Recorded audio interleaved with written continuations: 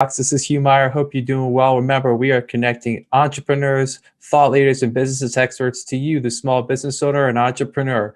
Today, really excited to have my guest, Angel Ribo. Angel is known as the CEO Confidant. He runs a business and consulting firm where they help to boost accountability, improve your sales performance, and has spent a great deal of time working on how to help remote teams become successful. In this episode, we're going to talk about Angel's background, how he come to create the CEO Confidant, what he has done over the last year to help boost teams' remote performance, and finally, how he leverages social media. We hope you enjoy this episode. Angel, welcome to the Money Talks podcast. How you doing today? Thank you very much. Thank you for having me. I'm doing great. And thank you everybody who's listening to us. Yeah, it was, thank you for being here. You and I connected several months back. We were doing a kind of a LinkedIn marketing workshop, if you will. I appreciate your feedback. You know, your content is fabulous. And that's something we'll definitely want to talk a little bit about. So without further ado, maybe just give the audience a little bit about your background. Absolutely. So, of course, I mean, I live in Plano, Texas, which is north of Dallas. I've lived here for the last 10 years. Overall, I've lived like in eight different countries throughout my life. I'm originally from near Barcelona in Spain. And basically, I do two very distinct things in my life. One is with my business consulting company. Basically, we help both corporate CEOs and established entrepreneurs to bridge the gap globally for expansion and exposure as a way to generate or to accelerate the growth of their businesses. And I started to do that basically 5 years ago when I left corporate America. And at the same time, I started also my nonprofit. I'm actually one of the 3 co-founders. And what we do is we help underprivileged kids in Latin America become entrepreneurs using the local resources. So this is in a nutshell what my life is about. Unfortunately, for the last 14 months, I have not been able to travel much for obvious reasons. It's now April 2021. But we really can't wait to resume our activities in Latin America with the kids that so much needed. That's amazing. I definitely want to learn more about that and talk about that. Thank you. Kudos to you for doing that. It's really important.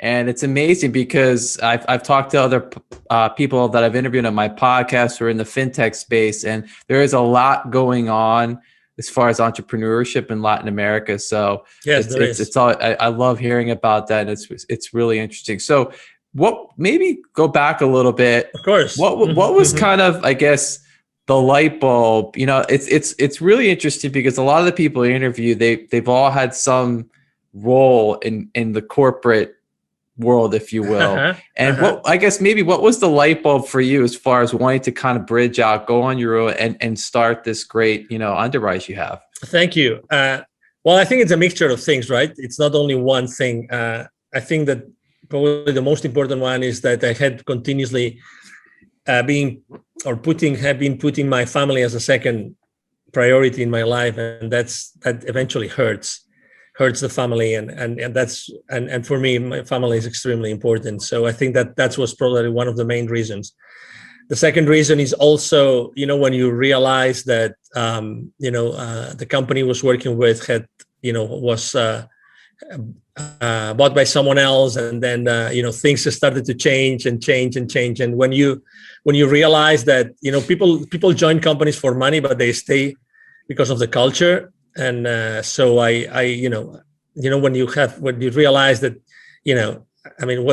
all these great things you've done in the past, unfortunately, you cannot do it there anymore. And you have to use you have to change your strategy, and you don't quite think is ethical enough or good enough, So, there were many things like this. And why wasting my time doing things that I really don't like and I don't see any future on? I think that's really important. And also, I think probably like the last thing, the last drop in the cup was probably I had a spiritual experience, literally, that also made me think, what are you doing with your life, Angel? And maybe and it was the second time in my life that I had something close to this, something that they couldn't explain with my senses. So I said, okay, so this means something. Maybe I should do something. I should take action and I should basically move from where I am today to doing something else. And I'm obviously, in retrospect, after 5 years, it's definitely a good move. And as you know, if I've interviewed people coming from corporate, as you know, we all come out in many different ways, but we all come out with a lot of experience, right? And I think that's extremely important. I think it's important to acknowledge that we come with a lot of experience, and we have had several support systems helping us grow to be who we are. Yeah, no, thank you for that. I appreciate that, and it's great because you're right. That is an excellent point about having that experience. But then you also, it's all about jumping out or getting out of the comfort zone, if you will. We all, as you kind of alluding to, many people get very accustomed to that corporate culture, and it kind of feels safe. But you have to ask yourself, are you really happy doing what you're doing? And more often than not, people answer that question with a no, and they kind of have to grab that entrepreneurial spirit out and realize you have to, if you want to be happy, you got to make changes. Maybe that means taking some risk in your life. Mm-hmm. And as you know, every time you hear the stats about the engagement levels in corporate, it's always above 70%.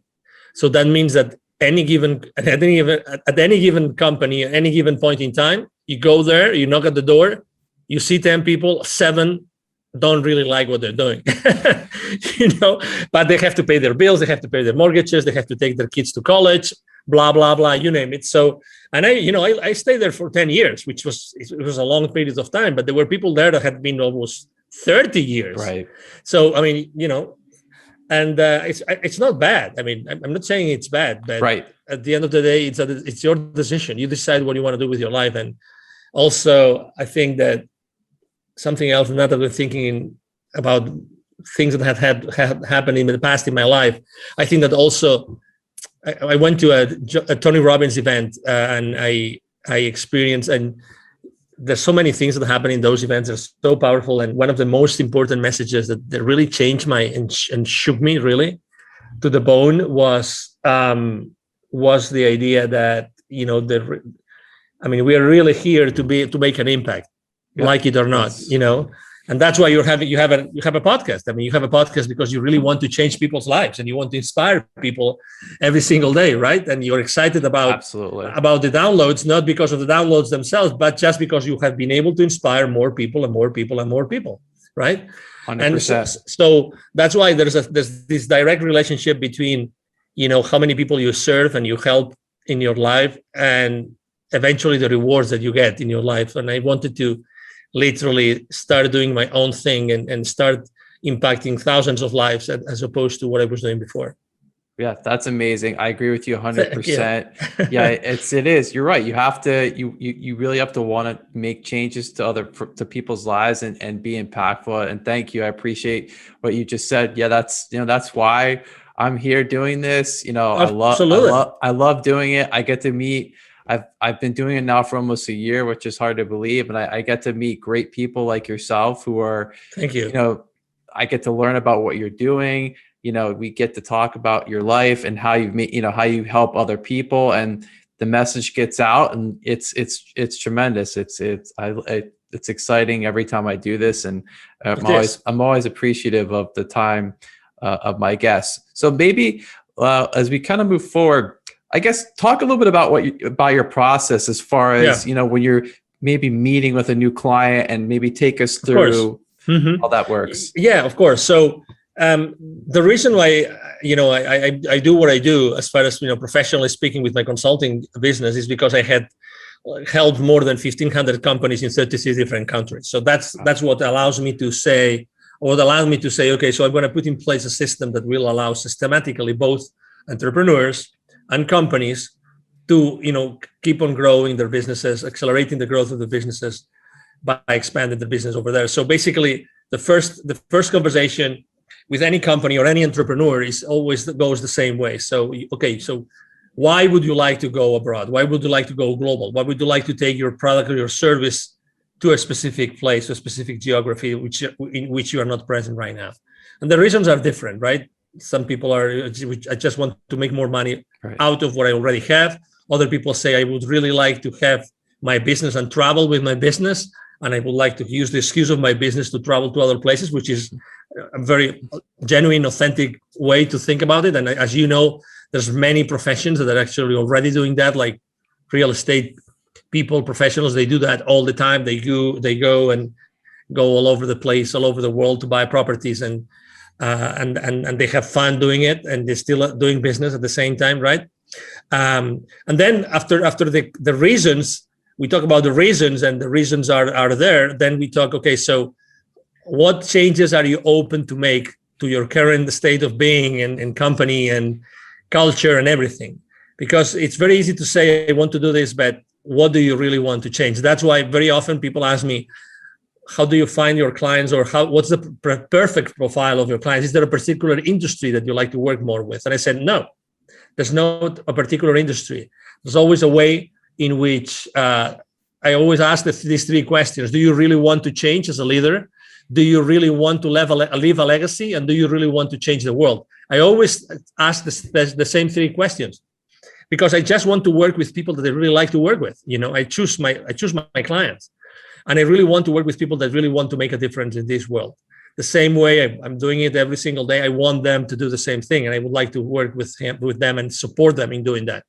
And I think that is really important. Then we have a conversation about, do you have the resources? It's very important. I mean, going abroad is not just, or going global or international. It's not just, okay, I want to go, let's test the waters. You have to make a decision to do it, okay? There's several ways to do it. And you can, let's say there's several levels of, engagement, and you can go full in, and you can go maybe test the waters and find maybe some business partners and start, selling your products and services. It depends. Everybody's different, but you have to make sure that you're going to stay in that mode between 1 year, 1.5 years. Because if you only want to do it for a few months, it's not worth it. You don't need me. The same way a lot of entrepreneurs like us, they think that as they're already present online, they already have a global business. And that's not true, because it's the same as, and I see that every time I go with my foundation as well. I go to many different Latin American countries, and you would think every country we speak Spanish, so it's almost the same culture. It's not the same culture at all. So even if we speak English right now, only a few entrepreneurs out there, really have thought, okay, so is selling to the US the same as selling to Canada, the same as selling to Australia, the same as selling to the UK? And the easy answer would be, of course it is. They all speak English. It's not true. It's not true. And talk to any advertising company who's present globally. You have any friend working on a marketing department or on an advertising large corporation that they work globally? Ask that person, do you guys really take into consideration the different cultural realities in every single geography in which you advertise your products or services? Of course they do. Right. But we tend to think that things are simple, and things are no.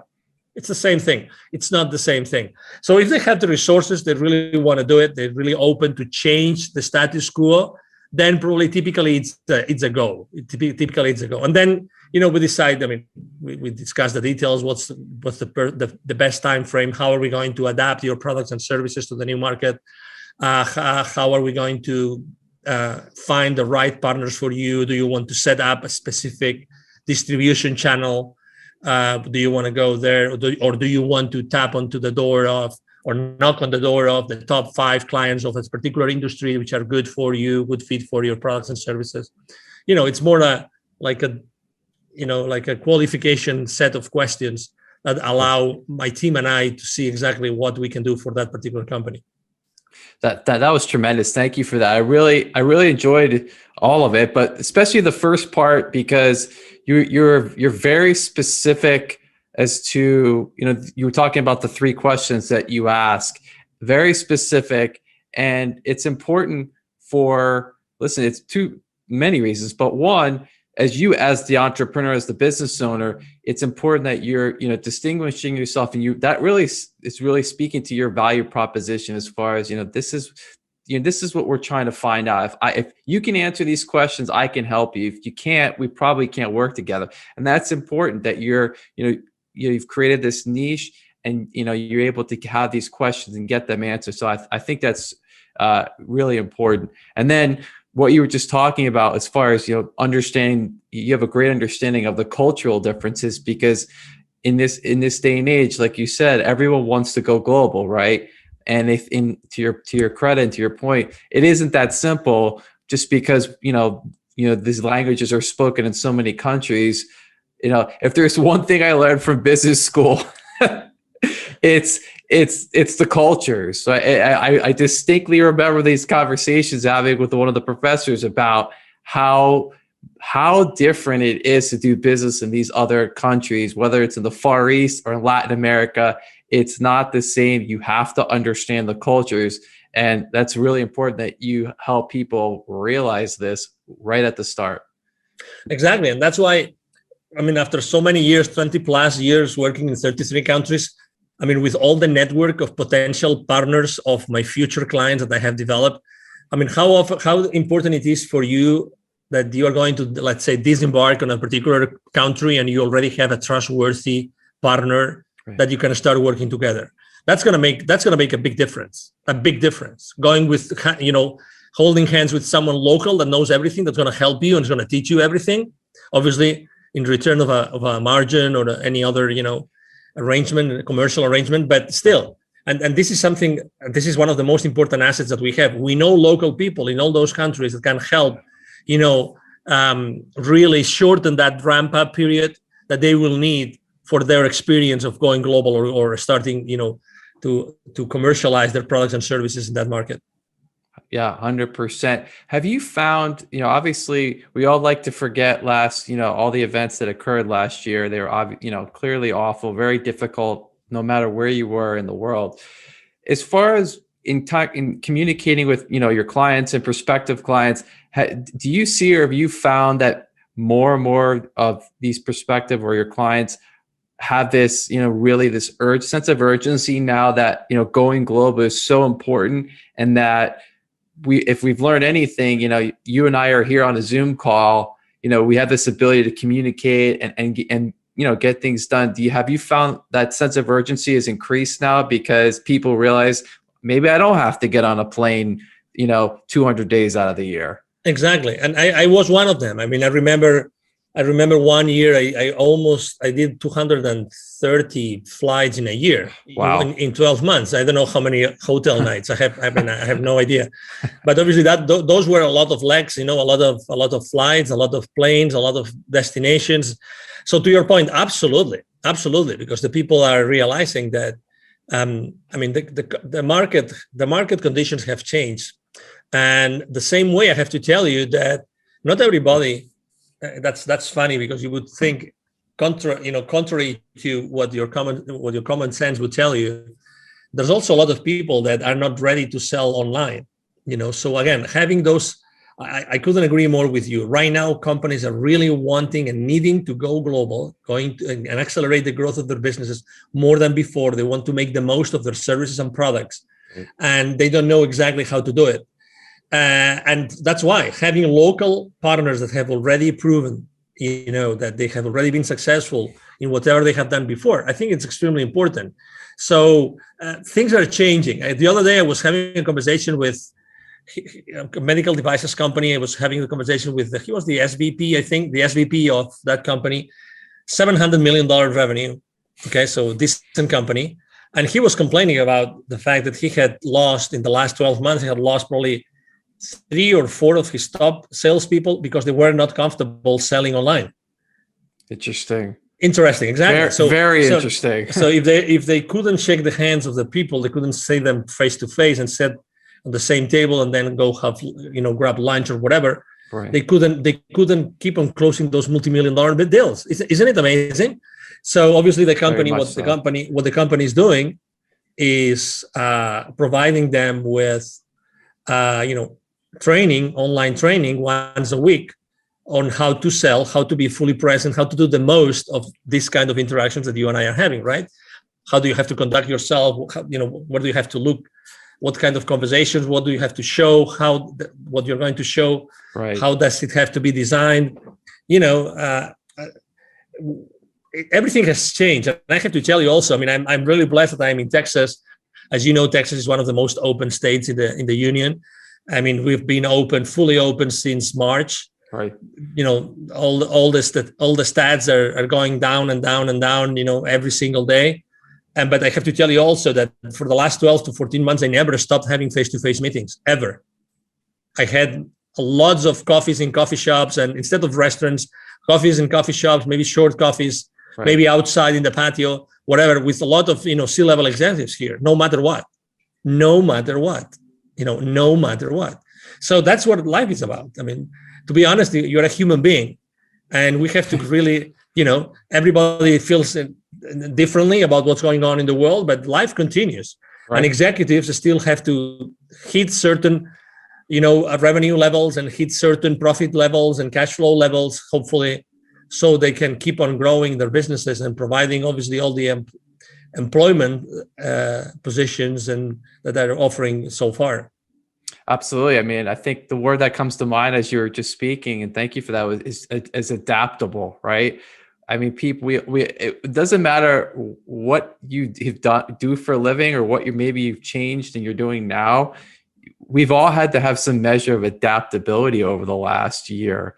If you, and to your point, we were just that great example of the salespeople. That executive, they need to keep the lights on at the company, if you will, right? They have to keep things going, and that's a difficult situation. We have to adapt, where we have to, we need to train these people that, listen, you may have to do this, through a camera, and that's being adaptable. I was reading a report summary yesterday about, how the future of work has been changed due to what's going on in the world right now. 3/4 of CEOs right now, they are very, very concerned. And the number one concern is, how are they going to help their employees upskill? Right.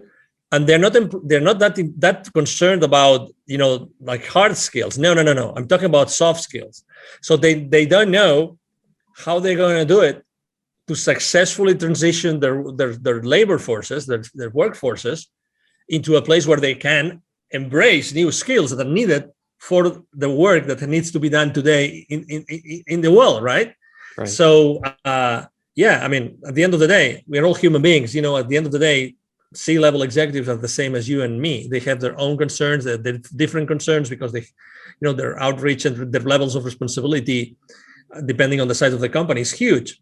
But at the end of the day, they're dealing with people, and concerns related to people. Will my employees be still engaged? What do I have to do now differently compared to before, so that they keep being engaged? How do I keep them accountable? How can I have, all those questions are being asked and are not easy. I mean, in only 12, 14 months, let's say 14 months now, it's April 2021 right now, not everybody has been able to really adapt to the new situation yet. And I think that the organizations that have provided have taken the opportunity for the last few months, right, to train their workforce, are going to be the most successful ones in the future. But 100%. you can't wait. It's not like, you have like X company name university already developed and you have lots of courses inside. That's not the answer. The answer is, how do you make sure that you have really, really, really, engaging, multisensorial, really engaging training opportunities that every single employee is really using to keep the company afloat and to really set a strong foundation. Things are changing all the time, and people don't see that. Again, and the world of training has also changed, and it will keep on changing. And as you know, we live in a world we are being distracted all the time. We carry these smartphones, which make us, obviously, they not make us smarter, as you know, right? So they do everything but keeping us smart, right? Agreed. It's funny. I don't know if you've seen it. I forgot the name of the company. I would say the name of the company if I remembered it. There's a company that just launched a new flip phone, which it's not a smartphone. So it has zero distractions, but it has the power of let's say the agenda, blah, blah, blah, all the really strong things or the powerful things, but zero distractions. and I'm sure that they're selling it. I mean, it's not cheap. I mean, it's not like the flip phones that you go to Walmart that it's $25 or $50. Right. No, they charge you $300, I think it is, but it's a flip phone, long battery, you name it, because we need to go back to the basics. The distraction is not allowing us to really thrive in our lives. And you must see this because you interview people every single day or week. You see that, unfortunately, keeping us distracted is keeping us distracted. So we don't accomplish what we should be accomplishing. 100%. Right? And there's this great movie called The Social Dilemma. The Social Dilemma. I don't know if you've watched the movie. Yes. It's a great movie because I think Yes. everybody should go and see that movie and watch that movie because it tells you how the devices and the softwares are designed to keep you distracted and are designed to, with all due respect to all those companies, manipulate your purchasing habits, your consumption habits. And they say it. I mean, and there's like literally what? 9, 10, 11 high-level former social media companies that are telling you the story and explaining you, this is how we do it. Right. This is how we manipulate you. And they say, we don't allow our kids to have cell phones. We don't allow our kids to have the cameras on their computers. Right. There's a reason. There's a reason why this is happening, So it's like the cars. I drive this 2006 convertible, and I'm not going to change it because I don't want a computer. I don't want anybody to get into my computer, the computer of my car. You know what I mean? Yes. As much as I like technology. I worked for 2 very successful high-tech companies, and I love technology. But I tell you, I don't want anybody to get into the brains of my car. I love driving my 2006, and I will keep on driving my 2006 until I don't know. I get it. No, those are really valid points, and it actually, I'm sure this is, you have to deal with this, and probably more and more so now. Is how do you recommend to your clients, the executives, really, I guess, keeping that performance of the team, if you will, at a high level? 2 reasons. One, obviously now we've all been separated and predominantly we've had to work in this kind of environment. And how do you maintain that performance? And then also to what you were just talking about, this distraction, right, of this, where people just pick it up all the time. How do you, I guess, advise your clients on the best piece of advice is actually a very good friend of mine. His name is Neville Joffe. He's trained more than 20,000 C-level executives and business operators of large corporations in the world for the last 25 years. And he does something which I love. It's the deprivation test, which means, imagine, Hugh, that you and I, we do a list of everything that we do, let's say during our working hours. Let's leave our personal life aside, okay? Our working hours. We do a list. And then we say, okay, starting tomorrow, I will not do this and this and this and this. Listen, if you want, you just start with one thing. I'm not going to do that. And I will make sure we're not going to do it. And you keep on adding things. Why? Because you realize that there's a lot of things that you do that you really don't need to do. And you can probably, there's some roundabout, something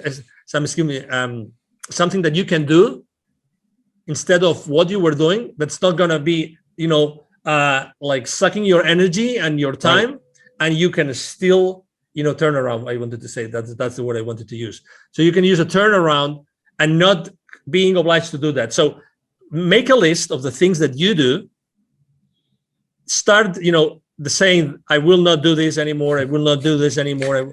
Really, like processes that you every single day you do, and you will realize how you really don't have to do many of the things that you're already doing. And I love that test, the deprivation test. I love it because it's like looking at yourself at the mirror. Right. You can't hide. I mean, you are there. It's you. You either like yourself or you like yourself, right? it's who you are, right? That's fantastic. I'm gonna have to make that list. No, honestly, do it. Yeah. Honestly, it's like when we're shaving in the morning, right? It's you with your razor, and it's your face, and if you cut yourself, bad luck, it was your bad day, but it's you with your time, with your reality. And there's something else. And I took action after watching that movie that I recommend people as well. They actually, what they did is they made an app called Moment. These former executives that left the social media companies because they didn't think that it was the ethical thing to do, like staying at the company and manipulating people. They actually came up with an app called Moment.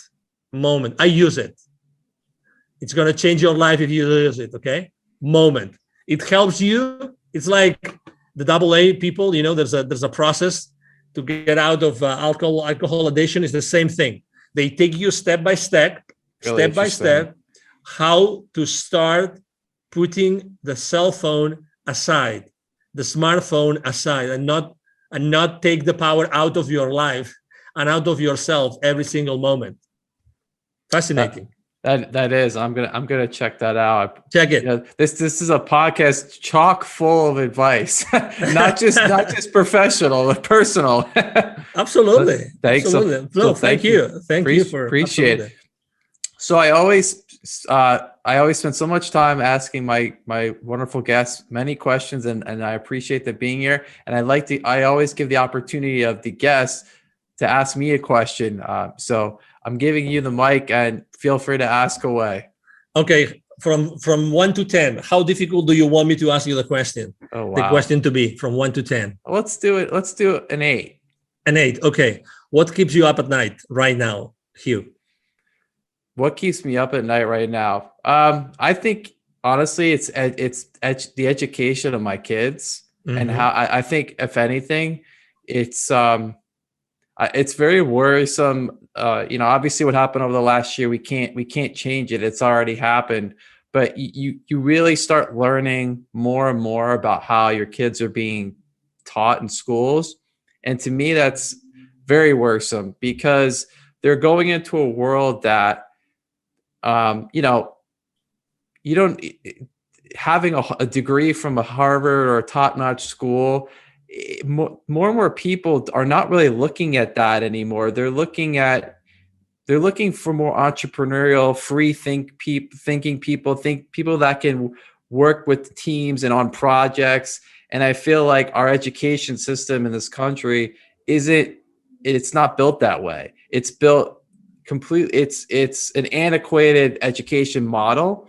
And I think it has to be changed. And I know there are entrepreneurs out there that are now doing these things. Obviously, it's not available to everyone, and it could be expensive, but at least you're starting to see some changes as far as these people realize we can't teach our kids this way anymore. It's not about test taking skills. It's about problem solving and speaking. And this is what's important. This is what's going to help them as they go forward. So I couldn't agree more with you. It's funny. I don't know why I asked you that question. I'm extremely involved with the education of my kids as well. I'm very worried as well. I used to be volunteer in the school. Unfortunately, here where we live, they closed down the schools. We literally cannot go inside the school to see what our kids are doing. We cannot do that, which is insane. But to your point, I mean, absolutely. The type of people that are needed in the world today has nothing to see with the type of people that leave the system. And absolutely, to your point. And obviously for the last 14 months, what has happened inside the schools, unfortunately hasn't helped the kids to be smarter, brighter, feel more loved, feel more cared for, or even have a better mental health. Agreed. I mean, you talk to the therapist, talk to the counselors, and you will know. You will see. I mean, unfortunately. So thank you for answering the question. Thank you. I appreciate that question. Thank you. It's something. It's funny because I'm actually going to have in the next couple of weeks. I'm going to have a founder of a startup education company. So more to come on that subject. Awesome. Yeah. Please. Keep on bringing people that knows exactly what's lacking today and what we can do to bring, to use all these amazing talents and gifts that our kids come to this world with. Oh my God. and you see that every day. It's Absolutely. as father, you see that. I mean, these kids are asking you questions that, oh my God, and what a blessing. The thing is, how do we keep this balance, right? Between educating them and giving them the boundaries, and at the same time, allowing them to be who they really are, right? 100%. Yeah. So anyway, thank you. I'm having chills again. So thank you. Yeah, no, thank you for that great question. Take a minute or two. You do an amazing job on your social media, specifically your LinkedIn. Thank you. It's one of the best. And I actually spent time earlier today and yesterday going through it. And you have a very clear value proposition. I know, you exactly what you do, who you're trying to help. Maybe just spend a minute or two talking about how you've really leveraged using social media. Thank you. Exactly. Well, number one, I chose to start working in social media really when I left corporate America. I think that in general, in the corporate world, social media is not used a lot, or is used very well. The first thing I thought was, okay, so what is my audience, right? So who do I want to serve and where they are? And it's funny how, obviously, I immediately decided, okay, so it's LinkedIn. I only had a few hundred connections, nothing else. And I said, but I want to really make a difference here on LinkedIn. And then I started to think, okay, so if my audience is here, how am I going to talk to them?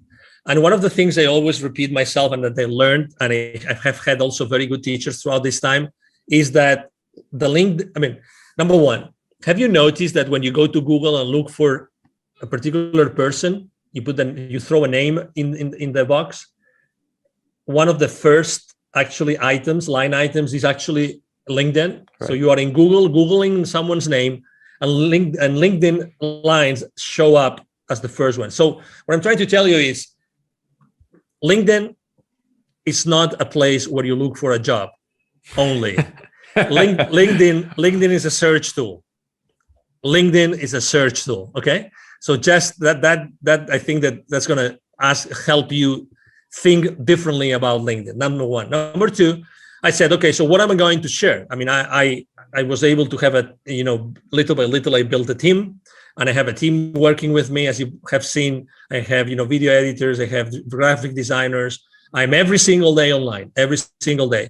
So the content that I am posting is always a content, number one, that's going to grab the attention of my audience. Number two, that it's going to be more related to the human being who is behind an executive than the executive that is concerned about 20 different business aspects. So I'm trying to really keep everything at a very human level and connect with the people at the very human level. So you will see that obviously sometimes I speak about business and sometimes I give visibility and exposure to businesses, and because actually it's part of my business value proposition. But I try to be really very close to the human beings behind the people that I want to attract to my timeline, right? To my feed. Right. And we all have options, as you know, we all have options. And also I use, and not many people do it, I not only post every day, like normal posts, I use video a lot, I use graphics, I use cartoons. I also create posters for the story. There's a story, like the WhatsApp story, the Facebook story, or the Instagram story. There's a story on LinkedIn. Right. And again, you have to change it every single day. But again, it's another place where people go and they just see, for instance, I am obsessed personally about what's going to happen tomorrow. I want to be the first one to tell everybody on my timeline what day is going to be tomorrow. So for instance, tomorrow, I forgot what day is it going to be tomorrow, but Saturday. So it's going to be Saturday, but I don't remember. It's going to be the National something day. Okay. So I am always talking about what day is it going to be tomorrow. So now I could go to LinkedIn and I will see that my team posted about what national or international day is it going to be tomorrow. And as opposed to do what everybody does, which is posting about what international day is it today, I always do about what international day is going to be tomorrow, just because I want to give my audience a head start, so they go to the office and they already know what's going to be tomorrow. Or maybe if someone needs to buy something or needs to do something, they have one day head start to do that. You know what I mean? Absolutely. And again, and there's days which I talk about innovation, about creativity. I talk a lot about building bridges, because I think that for the last 14 months, a lot of bridges have been burned. Right. And I think that we have to build bridges. So that's another important part of my strategy. And the third one is really when I reach out to people to connect with me, which, by the way, it's more and more difficult on LinkedIn. Just this week, they limited the number of people you can connect with. I always try to connect with a very short initial message. Right. The connection request message is always very short, as if I was on a face-to-face meeting and I was meeting that person on a networking event, literally. Okay. So I always say something like, I would like to connect with you. So might we help each other? We might be able to help each other in the future. Or I just say, I would like to connect with this kind of leaders. So you are already filtering the people that you connect with. Right. You don't want to connect with everybody. No, right? That's right. Exactly. So again, you have to be strategic about what you do online. So those would be probably like the top 3 pieces of advice I would like to share with the audience. And I'm very consistent on, if you go to Facebook, you go to Instagram, you go to Twitter, you go to WhatsApp, you will see that I have the exact same message every single day on all my social media outlets. So I'm very consistent. So everybody looking for me, or everybody that's going to find me, they will see that I have the same message in all my platforms. I think that consistency is also very, very important. Absolutely. Huge. Yeah. 100%. Well, and I always conclude my episodes with pieces of actionable advice, and you've outdone yourself and done a great job here. I appreciate you doing that. Those are great pieces of advice as far as how to really leverage your social media and being consistent. So I want to thank you for that. I want to thank you for being here with me and the audience today. It was really wonderful to finally talk to you in person, learn more about what you're working on. And, I wish you all the success as we get through the rest of 2021, and definitely want to have you back on in the future. So Angel, thank you for being here today. Anytime. Well, thank you. It's been an honor, Hugh, really, thank you for having me. If I may, maybe if I could just share with the audience my email address, if it's a possibility. Please. Thank you. So besides going to social media and, writing a message, which I'm going to answer, because we answer every single message. My email address is very easy. I'm going to share my personal email address, the direct, which is Angel, ANGEL, at angelrebo.com. Rebo is my last name. It's 4 letters, R-I-B as in boy, O. Again, Angel at angelrebo.com. And really, it's been a pleasure to have this conversation with you, Hugh. I've enjoyed the conversation a lot. And obviously, thank you, everybody who's watching us today. Thank you again, Angel. It was great to have you. Really appreciate your time and thoughts. Remember, everyone, we'll be back next week with another episode of Money Talks. Please like and subscribe on our YouTube channel. We'll be back next week. This is Money Talks. I'm Hugh Meyer. Take care.